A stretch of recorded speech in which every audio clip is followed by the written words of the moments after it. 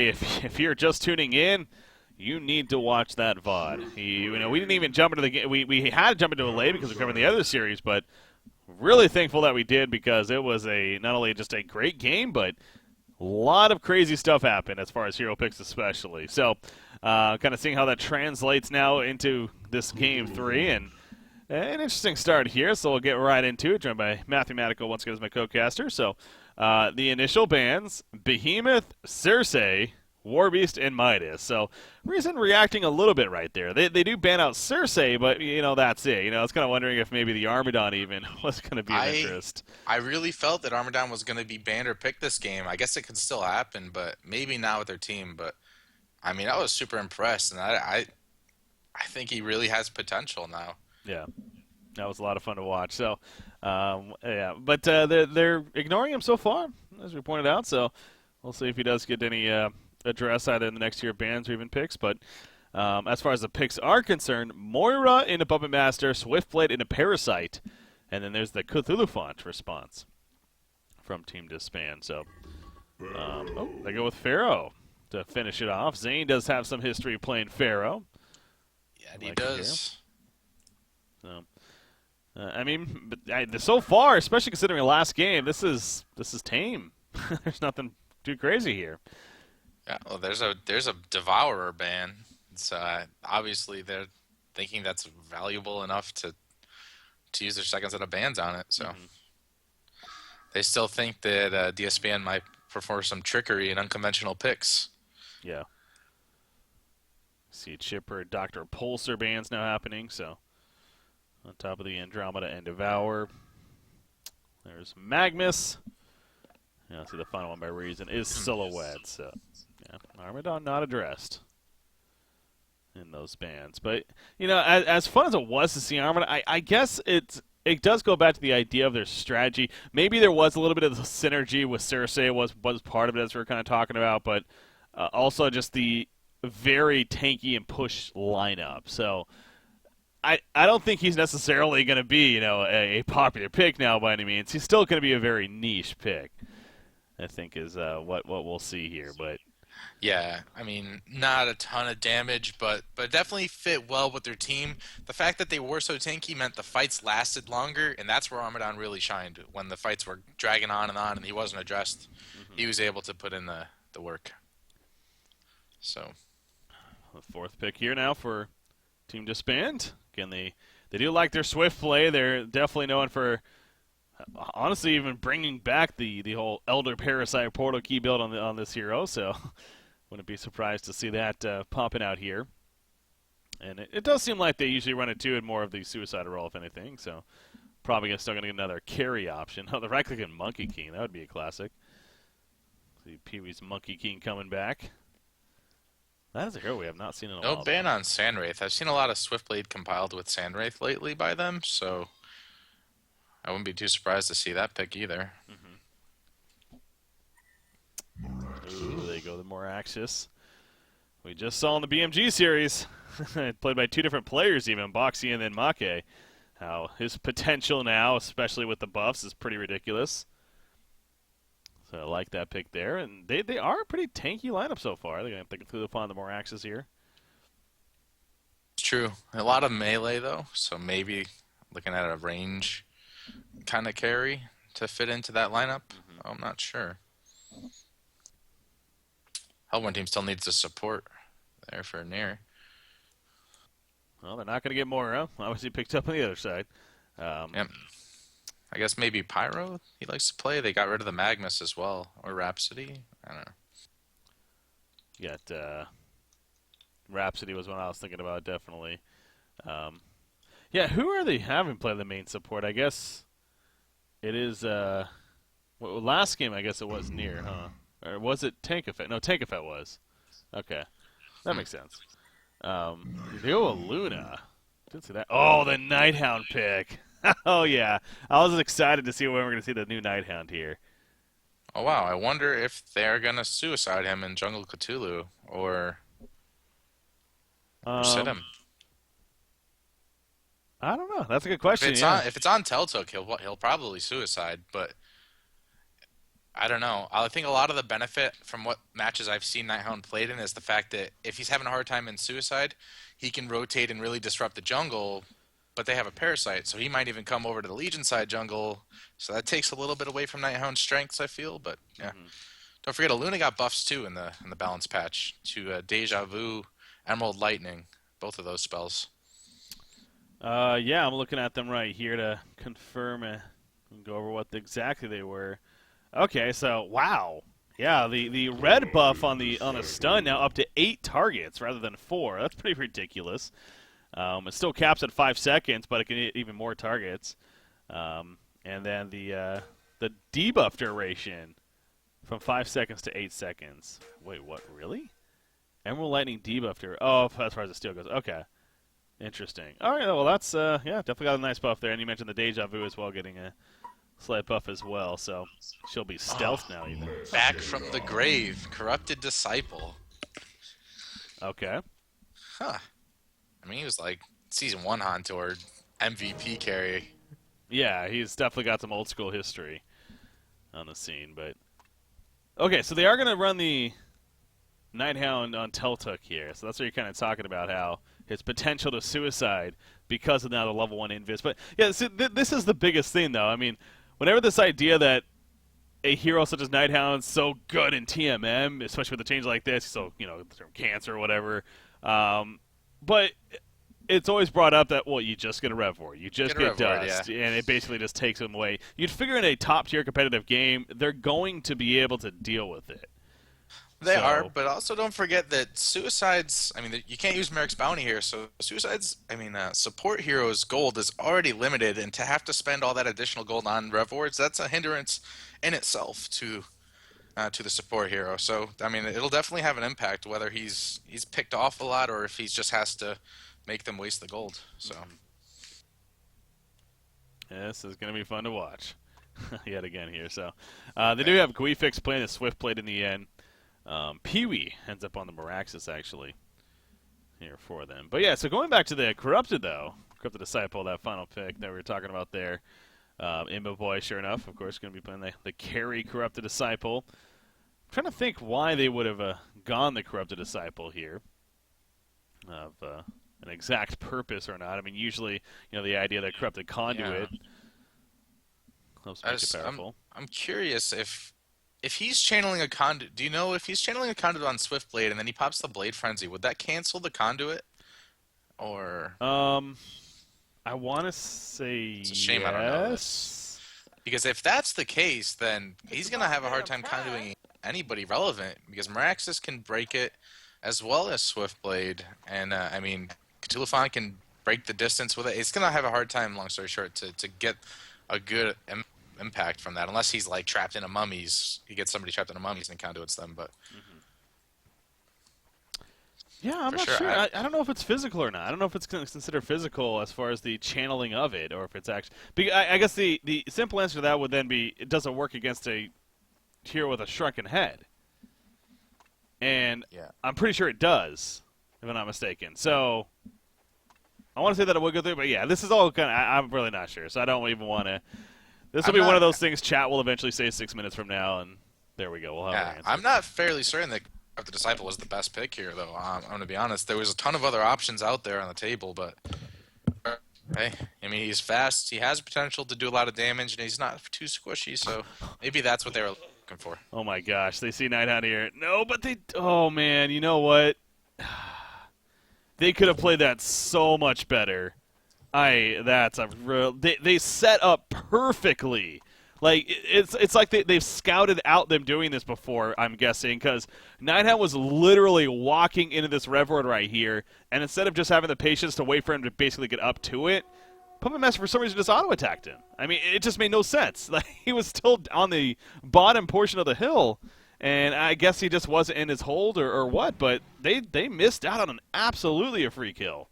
Yeah, Puppet hasn't skilled any spells yet, so maybe he was waiting, and he didn't have the chance to get that quick pick off. But you see, look, Nighthound did bring his own Revelation Ward, so he's gonna he's gonna be trying to counter any type of one they bring. Mm-hmm. The mind game's beginning here. You just see he's doing the pole camp. Oh, look at that. He actually blocks the camp of Parasite in the process. And see, so he had his invis turned off right there so he could do the pull, but now he turns it back on. But now he turns it back off to keep the pull going. So he's kind of he's making nice use of the mechanic right here. He is taking some good damage with that said. Yeah, he's going to take a hurt in here. And Luna's got that power throw, too. Oh, bottom lane. Feral might be in a lot of trouble here. If another shard's a Harkon, 3 seconds, if they dove, they could have had it, but that would have been risky. So choose to play that safe. So, but yeah, he does eventually get the pull all the way to the creep wave. So accomplishes that in the end. How did the other wave get all the way up there? I guess Corrupted Disciple did a little pulling of his own. Yeah, so. he did. Knew what was going on right there. So kind of countering it in that sense. But yeah, it's again, I'm really intrigued to see how that Nighthound plays out. He's going to do another pull right here as he comes out of the invis. So that's fun to see. Nighthound actually blocked the hard camp. So yep. There's the report to take care of it though from Parasite here. So interesting start as expected to this game. It's also actually worth noting here the Puppet Master, of course. On top of the Corrupted Disciple, so they do got that dual carry set up here for Recent Gaming, but they send the Puppet mid with the Luna currently, and gonna go 2v1 against this more Axis, so making a point that they do not want to let Pee-wee have a good time. Does that make sense to you, sending him up to the middle lane rather than the top lane? Luna, that is? I feel like he's just gonna be roaming a lot, and I don't know, Emba Boy had his own rev ward, and maybe they feel like that he can box out a Nihon on his own. I don't know. I don't know if it was the best decision. I think he's going to be bouncing back and forth a lot, though. Cthulhu Font coming over with the invis. He was not spotted because he had the invis up this whole time, and so Puppet Master could be in some trouble here. He's going to maybe wait to see where Luna's at. Now the question is who they want to go for. You'd figure maybe a Luna is a little squishier here. More guarantee. There's the opening. Stomp to follow. No! Puppet Show. Good reaction from Puppet Master. Luna kind of runs back in, though. That was a bit of a misclick, I'm sure.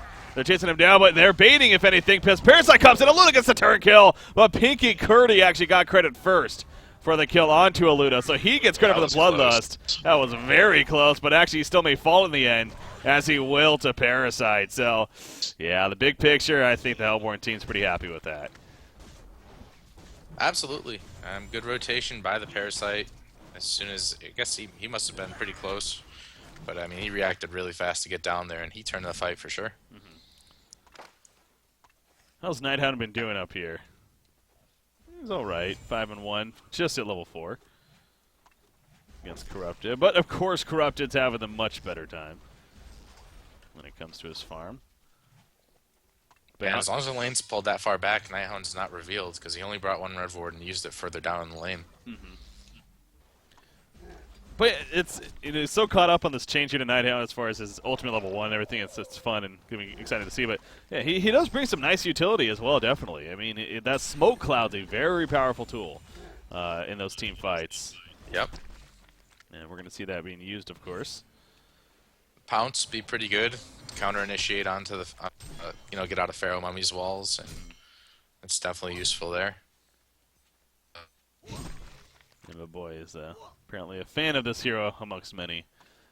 As far as I feel like Imba Boy plays a lot of the more unconventional heroes, so I definitely like that about him. I mean, he plays lately Arachna and Blood Hunter. We've seen him on it.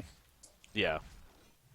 Yeah, he definitely has some good diversity there when it comes to the selection of carries that he plays. He does know his work, but I admire the fact that he's trying to mix it up. A lot of the effort.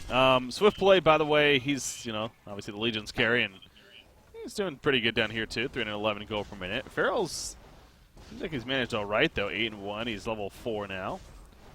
Possibly going to be level 5 soon because of the creeps pushing up here. As Here there comes we go. Parasite coming rotating to the top here. Yep, they got the With Rev Dust. Ward. And he has the Dust, as you pointed out. There we go. Dust comes out, and Nighthound really doesn't stand a chance, right? Misses is going to happen. Well, maybe. He's just out of range now? No, he's going to be in range. For the auto And that's attack. quite a long cooldown on Electric Tide, too, so if they didn't get that right there, he would have got away. That's very possible. But he does not, so Good find there. Middle lane, Mora coming in with the illusion. It's going to be stopped, though. Puppet Master makes sure to take care of that. Back on Thulibon doesn't give two shits. He still goes in with a trample and eventually gets the kill right there onto Aluna. So good chase. As Pinky Curdy's being pretty aggressive here early on. Yeah, both junglers are having a huge impact on this game. I mean, they've really been the ones that made stuff happen, and that's pretty valuable. Yeah. A lot better than like an AFK farmer, and I think it's important. So Yeah. we'll see who do come out on top. We're getting to confirmation. Yeah, I guess the conduit may have used to be magical, but it is physical now. And I think I do remember seeing that change a long time ago. So, Okay. So yeah, so then that goes back to the concept of Swift Blade and the spin, how it's not as powerful as we may have thought anymore. So Yeah, so then Corrupt the Disciple is going to be viable at least against pretty much any hero he wants. And you see his start here, obviously looking fantastic, but Puppet Master does actually remain on top at 340 gold per minute. Seth again playing it here for them. Nighthound going to attempt another pull, but actually got there just a little bit too late on that one, so we'll have to wait for the next one here. But yeah, seeing Cthulhu be aggressive early on here for the Legion team, definitely good hope for them moving forward. As he's, nearly 300 gold per minute himself on the Elephant. As Pharaoh, where's Pharaoh? He is top. Does he have dust? He does. Yeah, they're going to try to set up a kill on Nighthound. If they can find him. Oh, the courier! One more on attack. No, he couldn't get in range. That's where Scout's really good at that. Yeah. Comes out with the attack speed, but not Nighthound. He's going to run back in, but now this is where he needs to be careful. If he goes for a creep kill, oh, he's going to go on him. Yeah, so Pharaoh 6 with dust. Yeah. Gets the angle. It's tough, though. He doesn't have the best angle right here. Gotta wait for the creep wave to die. We always talk about him. It's good to see Pharaoh looking to be aggressive early on, but he's spending a lot of time not getting a whole lot out of it right now. Without a Rev Ward to spout out Nighthound, I mean, he's a really small window after a Nighthound attacks twice to speak like he doesn't even know he's the perfect opportunity. So eventually is going to fall back. So Teltic playing it safe enough. Be fine for now, but you got Pharaoh. In fact, he might have even scouted him there. Seen him run They've all by. got so much dust. I'd like to see Parasite just run over there and take a chance and dust him. He'd catch him anytime. All right, so this is interesting. Weefix actually playing the Swift Blade. Now, again, to be fair, they usually run the Suicide. Did he catch him? Yes, he did. Yep. There's the fine Pharaoh comes in as well to collapse. Nice pounce away initially. Maybe get killed by the creeps. That was a hell of an attempt, at least. Nice effort. Yeah. That would have been fun, but just a little too short as far as coming through there. It's a shame, too. Cthulhu just took the walk of shame all the way to top, only to finally get there. And then Nighthound got spotted out, so he has to go all the way back jungle now. I was going to say, though, yeah, Swift Blade, so they've been loving this Elder Parasite of Portakey build, but he is playing a short lane farming Swift Blade here, and actually he does pick up a Life Tube, so immediate reaction, I mean, it seems like a Rune Cleaver. I mean, I guess Nullstone, maybe a Nullstone actually for the Conduit. I mean, Nullstone would be good, but, like, I think they should go for the Rune Cleaver on Swiftblade in this game and really just focus on letting the other middle lane action real quick. Yeah, that was a nice job. Nice setup right there. Taking advantage of the night. We mentioned the smoke cloud. That's going to be a big tool, and it showed why right there. Obviously, the follow-up stun's doing plenty as well, but there was just no chance that either one of those heroes were getting away, so well played on chasing him down. Swiftblade to the top or bottom lane more so. They are going to try to find this Pharaoh as he dusts them, though, kind of trying to run away. Moira runs into him. But I think they're just too far now. He wants to still go for it. Press R on him. Get close enough. No. He's juking and jiving. But the courier gets picked off. He actually does get it in the end, so well played. Attack and then pounce this time. Yeah. With his new red boots. But yeah, I think a Rune Cleaver will be good on Swiftblade this game because they have the type of team that can get active while Swiftblade kind of farms and maybe comes in once in a while to pop off his ultimate. But it's going to be important that he secures really good farm against these two dangerous heroes, Puppet Master, CD. So it's okay this game. Yeah. All right. Well, we'll see what Guifix does decide for himself, and ultimately to try to benefit the team. But yeah, early game. I mean, this is definitely a good back and forth bout here, as we're hoping for between these two teams. Both have some decent things happening for them.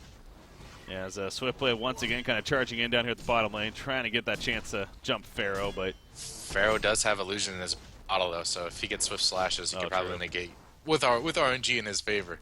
Yeah, Negate quite a bit of the damage. good point. Maybe try to bait it out. I would. That's a good point. Yeah, and wondering if Swiftblade even knows that himself, or they've spotted that at the same time. So, Puppet Master, he is going the assassin shot here again, especially playing more of the secondary carry, if anything. That assassin shot makes sense, right? Yeah, I think it's kind of it's a core item on Puppet Master. It just synergizes so with Whiplash and everything else. So I don't see any strong reason not to get it this game. On his way to that with the broadsword.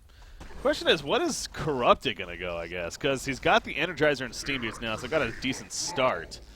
What do you see on him? Maybe just the Frostburn or something else?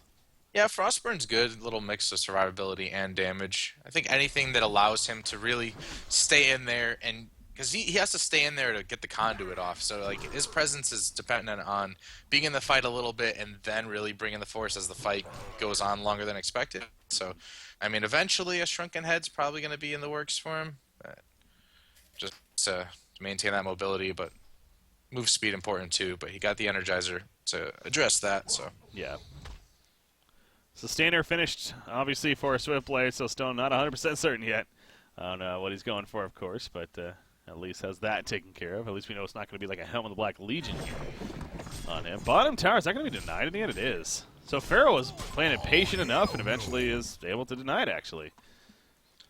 Good I think Nullstone's good when there's a lot of things to stop, but there's almost too many abilities on the Hellborn team for it to be effective. 2 on Puppet, 1 on Aluna, 2 on Parasite, and then the Conduit. It's like so many different spells can really rip it off on top of items that are going to come out later. I don't really think he's going to go Nullstone. Okay. I hope he doesn't. But yeah, good call on that. Firebrand picked up on Corrupted just now. Yeah. You know, Staff of the Master actually is a pretty powerful item on this guy, too. I know that the times we were seeing him maybe through Season 2, and even I think Season 2 was really when after it happened. But anyways, point is, it was considered actually a decent item pick up. I know Stay Green actually went in quite a bit, and actually they're going to chase down more Axis right here, and he really had no chance. That was just a good collapse onto him between the, all 5. All 5 are actually here for Reason Gaming. So the nice pick leading into an easy tower kill, and that's just great execution on the part of Cthulhu spotted out. Uh-oh. Yeah, he's in trouble now. Going to be leeched right there, slowing down, but the trample will get him away at least. They get a pick in a Tier 1 tower, so took all 5, but at least they get 2 objectives taken care of there. Yeah. But yeah, going back to that, do you think a staff is actually something of interest here for Corrupted? Yeah, for sure. I mean, it further increases his survivability in the fights, which we already touched upon how important that is, and with the fact that his ultimate reduces armor for the ticks. I mean, the more that it bounces, they have a lot of physical presence on the team. Yeah, I think later on that's going to be a pretty good choice. And if he gets he gets enough farm, we should see it. Yeah. No, the 1,000 gold saved up again.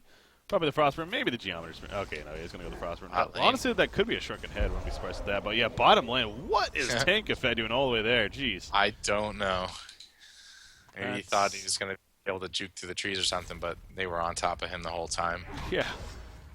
He's pretty deep right there. So, dies. Can't be too surprised that happened. Again, just good job, by Team DsBn, though, taking advantage of him being so far. So, Legion side, I mean, again, we talked about Swiftblade, but it does fall off a little bit after him. Pinky Curdy here on through the button, trying to finish that portal key, I'm sure. Next in line, but then also, you know, how is Nighthound going to continue to progress now is the question for me. Being in this role here, the Suicide, is there something that comes to mind that you could think to see on a Nighthound? It's interesting. I mean, he did grab the vestment, so that kind of makes me feel like he's going to be more in a utility role. I mean, just making use of that cloud, scouting out things, being harassed into Puppet Master traps and ultimate onto Meraxis. Follow up with the Aluna power throw. But Meraxis activating that Matrax, and they're going to Tulifon stun, and they get the kill on the Puppet Master. Yeah, very well played, and now Luna's also going to fall, so Meraxis again showing off that Matrax ability and just how again he's just actually just all around a pretty solid hero, even if he gets jumped himself. So good turnaround and double tap in the end for Pee-wee actually coming out there. Yeah, it's all going to be coming down to how much farm Nighthound can actually find. I know Pee-wee's going to want a lot on Meraxis to beef up, and Cthulhufon's occupying the jungle, so there's not a ton of room for him. So it's hard to say what he's going to go for. I mean, Nullfire seems like the obvious choice, just like synergizes well with his hero, but we'll see. Yeah. Yeah, Nullfire, there's several reasons why Nullfire, I think, could be pretty good in this game, no doubt. Obviously, Puppet Master alone, it's good to have it against him, so could see that being a decent option. Or yeah, that's what I'm kind of getting at. Will they instead maybe go more like the Abyssal Skull, though, seeing that the teammate may want it? And that would be huge. That's good. Yeah. So, 1,100 gold saved up. We'll see where Nighthound goes from here. Swiftblade, though, again, he does have the Rune Cleaver finished and is continuing to progress his farm with that. But Corrupted Disciple does remain on top here at 460 gold per minute nearly. Initiation mid. Yeah. Oof. Those portal keys, man. Yeah. Get them and right away do work. Damage. I mean, Puppet Master's squishy, but god damn, he died fast. Nighthound also dying pretty fast, apparently, as Parasite and Corrupted collapse onto him. You do see Parasite with the dust right there. Stole TP. I don't think you can do that. Corrupted Disciple, where's he going? He's going to the middle lane because there's action onto Illuna. Yeah, he's pointing the middle lane. Arcane Vortex stalling a little bit. Spin onto Illuna, try to kill him before Congra does. We'll get the kill. It's coming to cost, though. Has some slashes. No, he couldn't get it off. He had Swift Slashes, could not do it, though. A double tap for Imba Boy. We saw that Conduit doing work definitely as well. Yeah, look at that. 20 plus 88 damage. Jeez. Yeah, it was, and it went right through the Blade Frenzy, and it just sapped him so quickly. You see, he's maxed it out, so. It's really, if you think about it, it's huge. Swiftblade, if he activates Blade Frenzy, he wants to be on top of you. So it's counterproductive for him to do that now with the Conduit. Mm-hmm. He can't spin on you because you're staying within range of the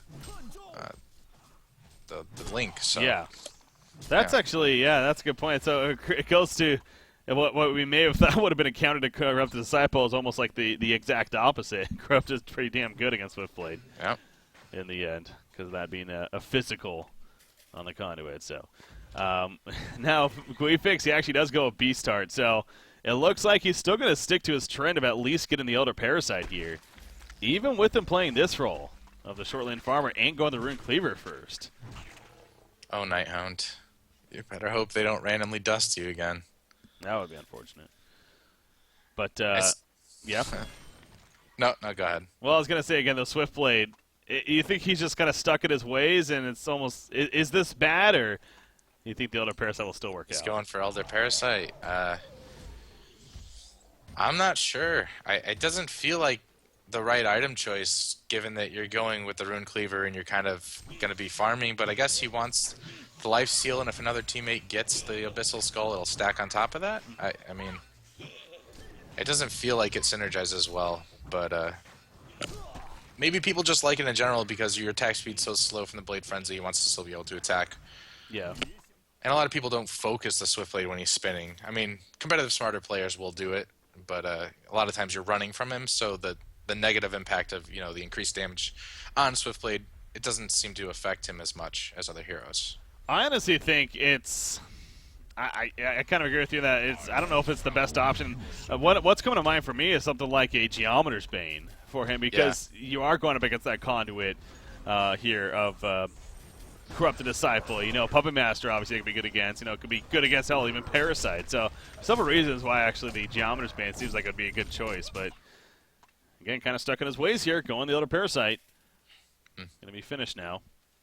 So Nighthound picks up an Energizer. I like that. It's utility. Nobody else on the team has one, and there are some points they're going to have to address the fact that Corrupted Disciple's running at max speed like the entire game. So whether they're running from him or chasing him, they needed one. Yeah.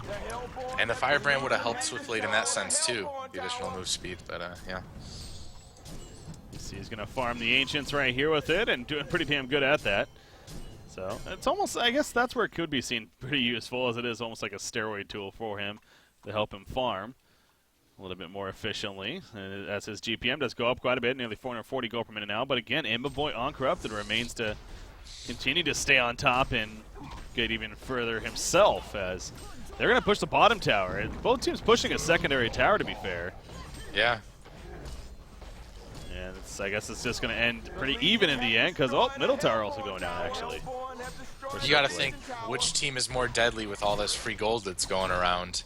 Both teams feel like they have the advantage with it, so yeah, just to see how it pans out. But Corrupt Disciple's got he's finished his Shrunken Head, and there's not really too many ways for them to take him out really right now. So maybe see them getting a little active. I think Corrupt Disciple's pretty strong right now. Yeah. Yeah, I was wondering that. I noticed the Mighty Blade, but wondering if we were going to see that Shrunken or just go in the Frostburn. But yeah, I like that Shrunken Head choice, I think. And if anything, because of the smoke cloud that he's having to deal with amongst other lockdown that he's going up against. So the Glowstone now purchased. So there we go. It looks like a Staff of the Master is going to be a follow-up option. I like that choice. And yeah, the more I'm thinking about it too, again, he's inherently can do good damage because of the conduit, and also he has the Puppet Master, who's not crazy farm, but doing good enough, 330 gold per minute, and as the Assassin Shot is able to put out some good damage himself. So I think it makes even more sense because of that. Soul's Bulwark on a Cthulhu in the meantime, and there's the portal key. See, I just don't like it. I don't know what Guifix is doing here, but. Yeah, it just seems like he's conflicted, where they do need to get a little active early because they're going against the dual core. So, but I mean, you already committed to getting the Rune Cleaver. Yeah, so exactly. Why get that in the first place? Yeah, go straight up damage, really. I don't know. And again, as I was kind of talking about earlier, I really think this is just him kind of stuck in his ways of they've done it so often as of late, and it has worked out for them, to be fair. But again, I don't think they've really ran it in this role though, and this role being the short lane carry, and they're relying on him. I mean, Nighthound sure can do some decent damage, but there's a couple things to keep in mind with that. One is his agility game was taken away on his ultimate, no longer has that. But then two, he's obviously not getting great farm. He's only 240 gold per minute right here. Yeah, and that shows. So. Yeah, not really on the same page, it feels like. Meraxis is going to be dealing more damage than the Nighthound in this instance. Oh yeah, especially if he gets an Arcane Shield proc. The 120, up to 120 damage that he can get from that, it's ridiculous. For 6 seconds, too. I'd like to see, like, a Elder Parasite on Meraxis, maybe. Get some burst damage while you got that huge attack damage. Elder Parasite on Meraxis. Dang. I mean, like, he's getting all that damage, but his attack speed's kind of slow anyways, so, I mean, he could have the potential. He's really untouchable for a few seconds with his ultimate. I don't know. Yeah. Honestly, I could see something like a Sanitarius on him, especially with that change now. He actually did buy a Peace Heart, so, there might be something to what you're saying.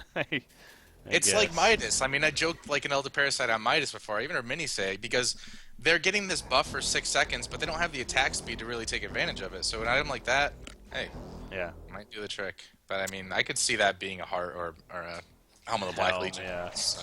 Yeah. Probably Don't get excited. Probably Meantime, Meraxis, bottom. Yeah, he gets a find right here. Pops that Matrax. Quick kill on a Zane. Obviously got plenty of follow-up. See Cthulhu Font and Mora also there, so Puppet Master unable to do nearly enough to save his teammate. Ultimately, another kill. It's 10-8 hero kills now, but yeah, this hasn't been the most aggressive game right here. But the golden experience does remain pretty even. Puppet Master, that was a little risky, but he's going to be fine as he falls back with one auto attack going off. Parasite, Tank Effect, loves doing this, gets the puzzle blocks, no surprise there. Level 2 now, in fact. Continues to level that up, I'm sure. And yeah, he also eventually likes to get that Abyssal Skull, the Soul's Bulwark even. Be some nice benefits for the team. Yeah, Reason's definitely one team you would probably always expect those Aros to be on, mainly because of Tank Effect. He seems pretty good to make sure to have them. Yeah, it's going to be Helmet of the Black Legion. Is it? Okay. That would have really been something if you managed to call that. But it really, though, I mean, you can't depend on Arcane Shield, so I guess even though they have a ton, I mean, Meraxis is a great pickup in this game because they have so many single target abilities. If he can time it right, he's got a lot of opportunities. It's just, is he going to be the focus? Chancer's probably no. So unless he puts himself in a position to be focused, then yeah. Jump in the middle lane. Nighthound going to be caught right here. Now he kind of has backup nearby, but clearly not in time, as that was way too intense and off the bat. And going to keep the push going once again. He saw the red power throw coming through, but it didn't even matter. Got there late anyways. And tablet, man, no tablet on this Legion team against the Pharaoh. It's kind of like a staple against this guy, but proving that it probably wouldn't have helped there because he died so fast. Yeah. That's true, yeah. Not having a tablet on the Legion side, and you would figure who'd be a candidate for that. I guess, like, even the Meraxis going back to him, that wouldn't be the worst option, but... For a second, I thought Nihon was going to get it when he picked up that first major totem, but I guess... Because they needed one, really, but... See, top lane, that was Cthulhu. He decides to pour it back, probably for the better. 2 minutes remaining on the token about for Corrupted. He has enough gold very shortly here to get a full staff if he wants to. I'm curious if he purchases that and has it delivered. Yeah, there we go. So he'll have a staff of the Master now, too. So I don't know, with only a minute 40 or a minute 50 remaining on the token, they might not be able to push in the base with it now. He did pick it up, though. Staff's getting delivered. Brutalizer finished on Swiftblade. Again, that just goes back to... He's playing it like a Suicide Swiftblade. And so they just really don't have a scaling carry right now. Yeah. Ooh, Swift Slash is down bottom on the Pharaoh, though. Takes him out. That's where it'll work. That's where the combo of items work for him, for sure. Find somebody by themselves. Yeah, but totally. I mean, I'd much rather see him slotted with Wingbow, Savage, Frostburn, stuff like that, where he's scary because of his pure damage, not because he can blink on you and ult and then run away. Exactly. That's what the Suicide Swiftblade does. He buys time for that secondary carry like a Sand Wraith, and without that in this game, he's kind of in between the two roles. So I don't know if it's going to pay off in the end. I'm gonna go on a limb here and say it's not. I'm just gonna be. It's just not. This decision is basically making a point for team disband, and again, it's fine. You know, it's making a decision to be fair, but it's a decision that they need to win here in the next five minutes. And if they don't have a lot of positives going, hell, there's still a couple secondary towers up. They haven't even done really any damage to the base towers yet. So if they don't win another fight here in the next 5 minutes or so, I just think Corrupted and even Puppet Master are just going to start scaling way too much. Yeah, and they both have Shrunkins at this point, so like the window is very small. If Legion team is going to make something happen, it's got to be within 5 minutes, like you said. Yeah, Nighthound has to have 2,300 gold, so not sure what he has in mind here. I mean, they have to be aware of it. By going all those portal keys, you kind of commit yourself to getting active early. This might be what they're looking for, though. Hellborn team finally grouping up here. The token expired, so I'm not quite sure the logic behind it, but this would be a good opening for Legion here. Yeah, it's a chance. It definitely is. Especially with that token being down, but it looks like Reason Gaming, the second they felt a little bit of pressure, they play it pretty safe. Kind of aware themselves that they don't want to be throwing at them, and obviously know that they are in a decent spot because of how they're going to continue to scale here. So the I think they're going to try to pick Nighthound again, because that Cloud, if he's able to come in after mid-fight and get the Cloud down, it's huge comes. There's a jump from Meraxis, and here we go. Not the next follow-up, but there we go with the Cleveland trample. Stricken is up on Corrupt the Disciple, so Sash is bouncing around. If it is going to eventually stop them, he's caught in the mummy walls in the background. They do kill Pharaoh, but they're all stacked up together, and plenty of damage coming out as a result of that Corrupted Disciple. The Overload with that Staff of the Master, you can guarantee that's doing plenty right there. And they just clean them up. Now buybacks happen on 3 different heroes. So Nighthound, Cthulhu, and Swiftblade. But there's sort of a retreat. They're only lost gone. Pharaoh. Yep. They're smart. They saw the buybacks and they got out of there immediately. Mm-hmm. That was all Imba Boy, though. I mean, all his damage. He didn't even really get a good conduit off. But he didn't need it. No, that overload's ridiculous. You know, Pharaoh, I think all Imba Boy, but the setup was from Zane. Oh, yeah, his brother you're right there. That he caught the 3 heroes in the mummy wall, and that allowed the overload especially, and Puppet Master's AoE too with the whiplash to do plenty of damage to them and take them out. Yeah, so. that mummy wall was beautiful. Yep. In fact, I got the replay right here. Looks like we have a little bit of time open, so. Yeah, and that goes back again. The Legion lineup, especially with that swift play build and whatnot, it's a very all-in-ish style here. They win for the jump. They have the jump, to be fair. I will say, by the time Cthulhu Font followed up Moraxis, the Shrunken Head was allowed to get off from Corrupted Disciple, and that could have been a difference maker too. But yeah, you see, as soon as the mummy walls go up, the overload doing work as well as Puppet Master, and they didn't stand a chance after that. So the upfront damage wasn't enough to get the kills they were looking for, and that clearly is the big key there. So. That means even more scaling and more farm here for Recent Gaming, whereas for Team DsBn, they're going to have to play from behind now, and that 5-minute mark is pretty much coming to a close here. Like, imagine if they didn't take the Nighthound, and they put Swiftblade in the Suicide, and they got a real carry for the safe lane. They'd be in a much better position right now to contest with these 2 hardcore heroes. Yeah, obviously, you know, that is hindsight in the sense that, you know, who knows how it would have played out, but no, I agree with you that as far as giving themselves the better options. But again, I think this could have worked if Swiftblade just...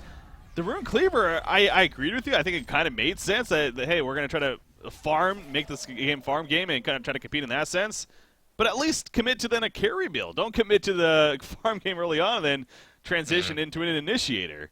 That's basically what he is right here once again. He's a full-on I portal key in, I press R, and hope that I get crits hero right now. Yeah, and they didn't need that.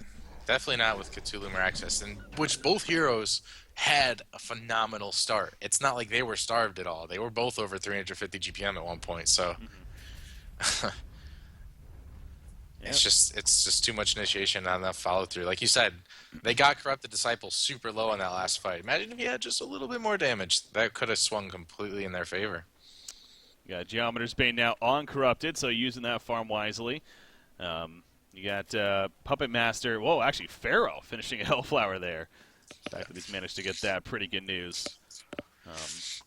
Hellflower in the works for Puppet Master as well, so even another one of those is going to be coming. There's that Soul's Barth that I was talking about on Parasite. And likes to do that there. And that support role. And still no Abyssal Skull coming out on the Legion side with all those melee heroes. It's definitely missing a piece of the puzzle, I'd say. Yep, nope.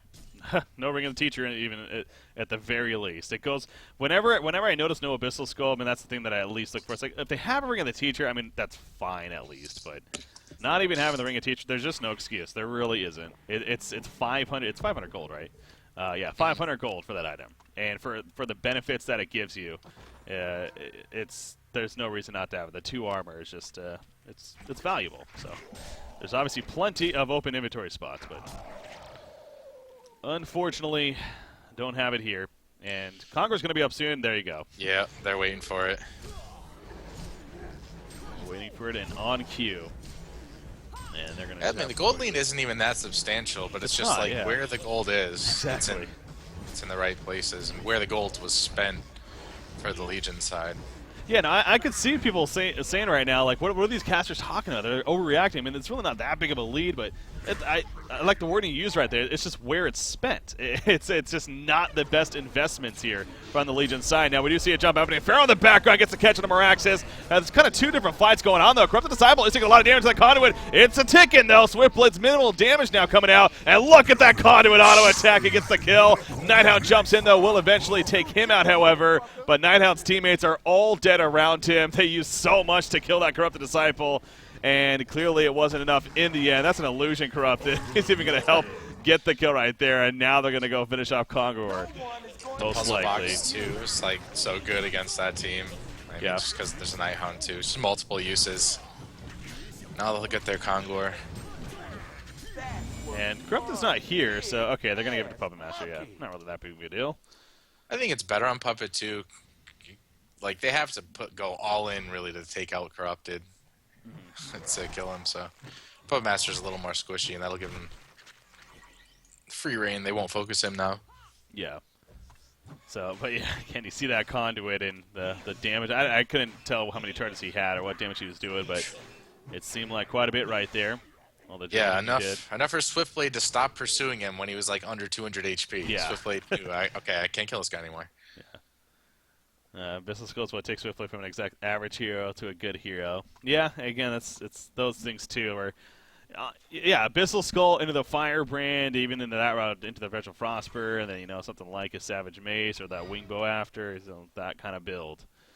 Like I was saying, hell, I think the Geometer Span actually would have made a lot of sense here, but Yeah, I mean he still does a lot of damage. It's not as much, and it's more like short term. When the Elder Parasite stops, then he's pretty much done. And now he's got a Blessed Orb, so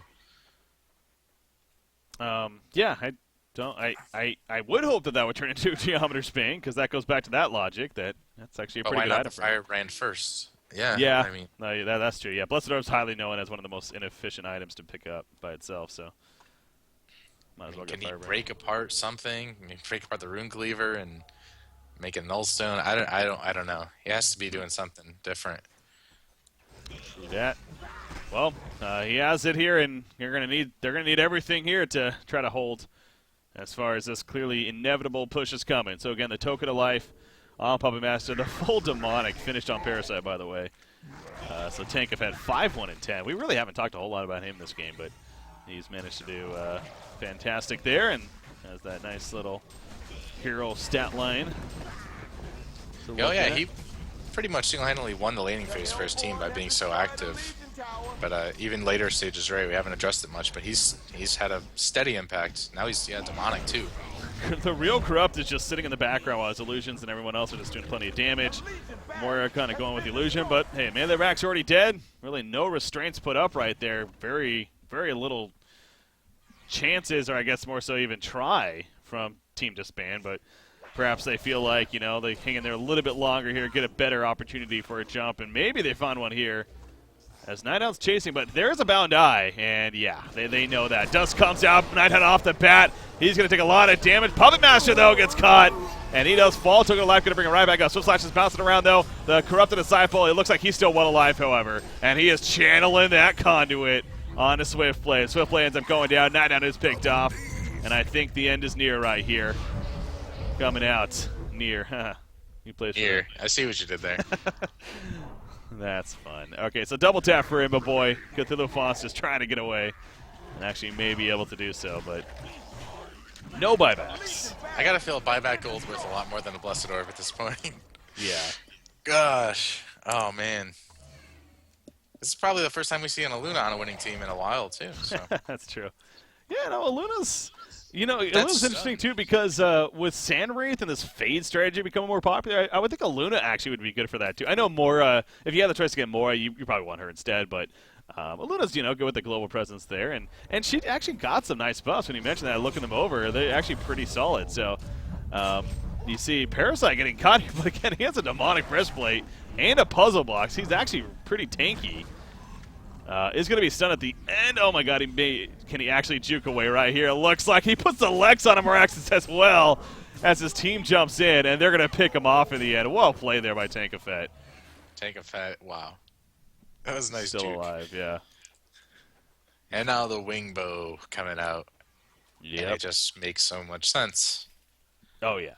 There's no reason not to get a Wingbow here.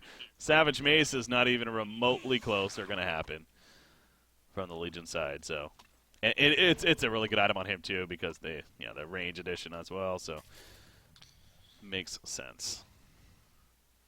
I love seeing this from Tankofet though. A lot of Parasites may try to go for more lockdown or even more bursts with the Codex or whatever, but Tankofet he's all about the utility for the team, the Demonic supporting Breastplate, his team, yeah, and I think it's way more valuable to bring that impact to your whole team than to just be able to burst one hero out of the picture. Because a lot of times you see the Parasite, what happens when they go Codex, Lextonial, is they realize that, well, I can only burst out a support hero as the game goes on, so like their effect becomes really minimal, and Tankofet's showing that this impact is massive. 5 kills, 14 assists. He's been for 19 out of the 22 kills he's been there. Night Owl level 2 Null Fireblade at least finished, so something. But Here we go. Once again, he jumps on a growth the Disciple, so does Swiftplay, but the Geometer's being split. Ruins the day there. And once again, that Conduit being channeled. Overload is up. More Arcane Vortex on a little bit, but Swiftplay drops very quickly after that ends right there. More Axis in the background. He's trying to survive. Will barely survive, it looks like. As, yeah, he's going to home, or more so, portal key back to base. But again, damage done. You see Swiftplay not even sure what happened, apparently. And GG well play is now being called. So game 3 going to be going to Reason Gaming, and that means their series going to go in their favor. And they will go to the finals to take on Bad Monkey Gaming in a best of 3, which is going to be coming up here shortly on Honcast. So it sets up pretty nicely here. But Team DsBn, it was fun to watch them, especially in that game too. And even going into this one. But yeah, maybe just they want to rethink some choices that they made here. Yeah, pick Armadon. Yeah, right? Just pick Armadon and win the game. What were they thinking with the Swiftplay? That's just silly. Yeah. That moment when you kill the carry before Conduit can proc like 4 ticks. Yeah. So. Oops. Yeah. Just, what do you think about the Nighthound? Do you think that was a fault in the end, or was there more to it than a Nighthound thing? I feel like you said, with these pro players, it's so easy for them to shut him down in the lane. It becomes a matter of where is he going to be able to have an impact on the rest